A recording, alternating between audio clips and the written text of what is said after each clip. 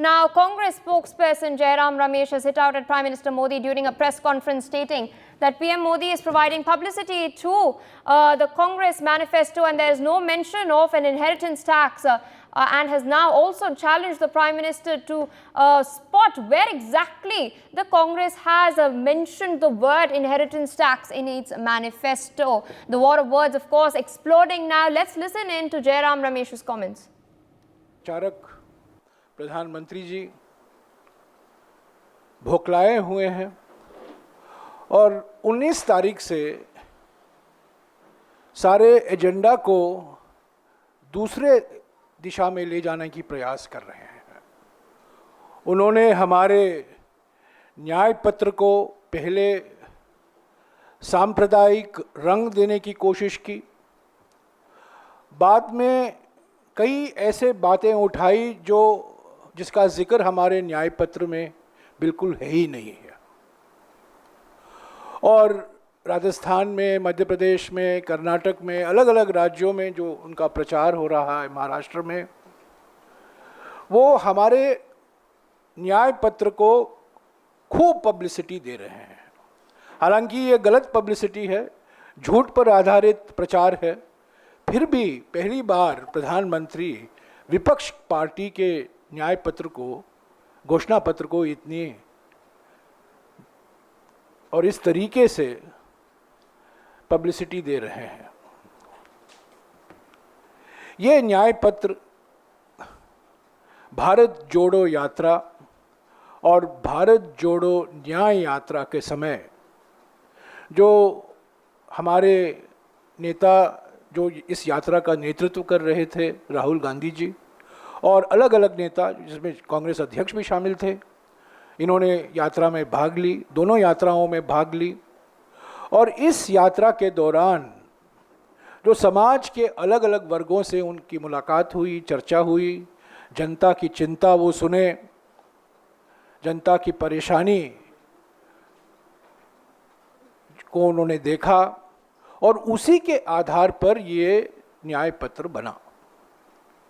क्योंकि बिल्कुल साफ हो गया था कि पिछले 10 साल में जो प्रधानमंत्री की नीयत है और प्रधानमंत्री की नीतियां हैं, उससे बेरोजगारी बढ़ी है, महंगाई पर कोई काबू नहीं ला पाए हैं और आर्थिक विषमताएं हमारे समाज में पिछले 100 सालों में इतना उस स्तर पर पहुंचा है जो पिछले 100 सालों में देखा नहीं गया।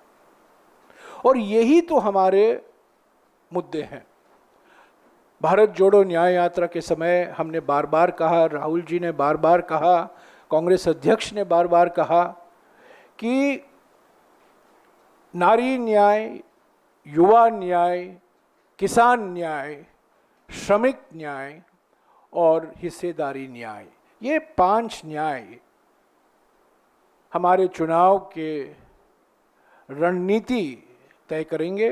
और इन 5 न्याय को लेकर हमने 25 गारंटियां भी दी हैं और 3 तारीख से 8 करोड़ परिवार को सारे देश में ये गारंटी कार्ड हमारे नेता और हमारे कार्यकर्ता बांटने में लगे हुए हैं।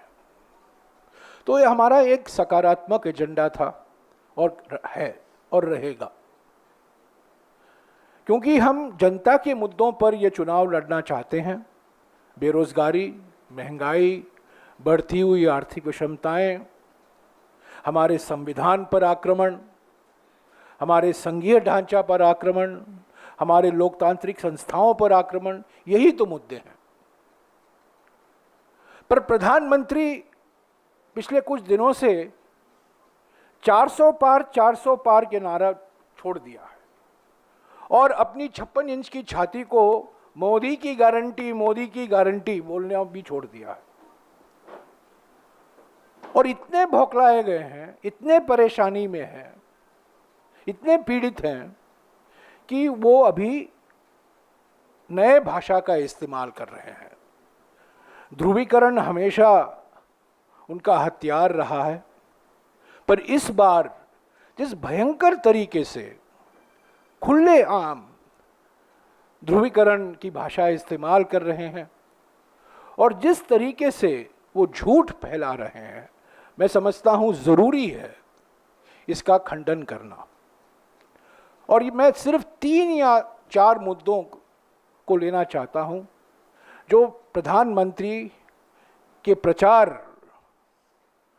में आप सुनते हैं, पढ़ते हैं, और यही अभी उनका प्रचार के सिद्धांत बन गए हैं। 400 पार भूल गए, अपना जो आर्थिक उपलब्धियां वो दावा करते हैं उसके बारे में बोलते नहीं, पर सिर्फ कांग्रेस को और कांग्रेस के न्याय पत्र को, कांग्रेस के नेताओं को बदनाम करने में लगे हुए हैं। पहली बात तो यह है कि आर्थिक विषमता को लेकर मैं साफ कर देना चाहता हूं कि इस न्याय पत्र में विरासत कर का कोई जिक्र नहीं है। विरासत कर हमारा एजेंडा नहीं है। और हकीकत यह है कि 1985 में नए प्रधानमंत्री राजीव गांधी जी ने उस विरासत कर को हटाया था और 2014 और 2019 के बीच में अरुण जेटली जी, जयंत सिन्हा और बीजेपी के कई समर्थक, शुभचिंतक, बुद्धिजीवी ने विरासत कर का वकालत उन्होंने की। तो असली बात यह है, हमने कभी विरासत कर के बारे में जिक्र नहीं किया है, वो हमारे एजेंडा में नहीं है।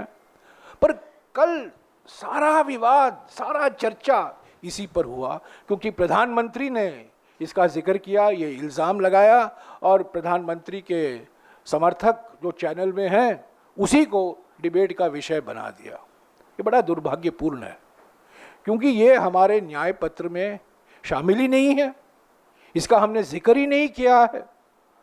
और हकीकत यह है कि 1985 में ये विरासत कर हटाया गया था।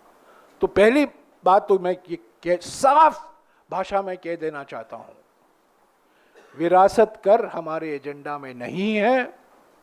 और जो कोई कहता है कि हम विरासत कर लाएंगे, ये बिल्कुल गलत है।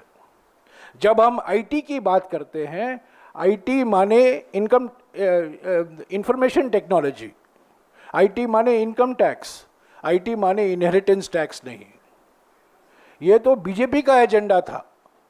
जब जयंत सिन्हा राज्य मंत्री थे वित्त मंत्रालय में, अरुण जेटली ने और सारे नेता और बुद्धिजीवियों ने इसकी वकालत की, पर हो नहीं पाया। For more such videos, subscribe to the NewsX YouTube channel, hit the bell icon.